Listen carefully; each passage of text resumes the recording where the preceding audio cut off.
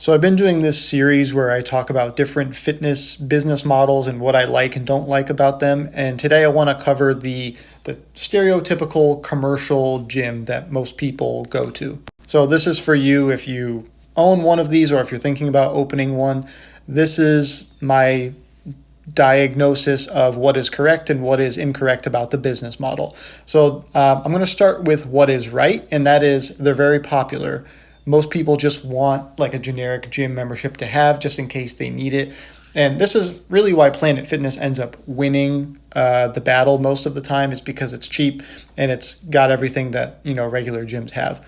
That being said, you have the equipment that people like. Typically, there's enough space, there's enough resources, there's enough employees, that sort of stuff. So it does appeal to a large amount of people. They wouldn't be as popular as they are if people didn't want them, right? So there are upsides to the business model. The downsides are this is my least favorite type of gym or fitness business, and there's a lot of reasons why, but I'm going to cover the main ones.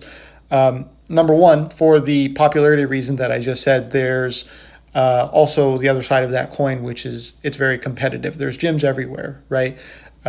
In order to stand out and to get more customers, you'd have to be pretty extraordinary. And in order to beat like the big chain gyms, you'd have to be even more top notch. Also, you have the equipment, yes, but space becomes an issue in commercial gyms, especially, once the after work crowd shows up and things of that nature. I've worked in a few of them before, and the waves of people are very up and down. It's nice when nobody's there, right? And so that's kind of a drawback to the business model. You want something where people enjoy it when other people are there and not vice versa.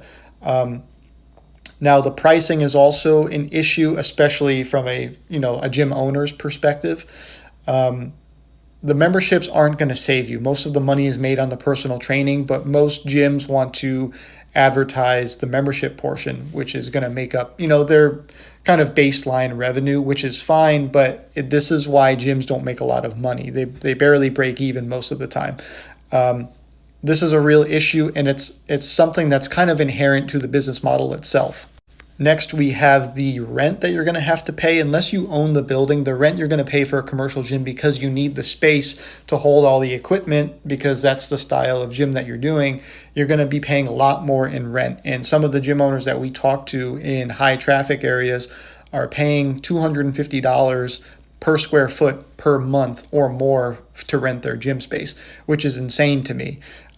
That's just so much of your revenue just gets pissed away because of the rent and stuff like that. And I can't imagine how frustrating that is for a gym owner. So that's another huge drawback, is in order to have the space to be appealing as a commercial gym, you're going to be paying a lot more money in rent.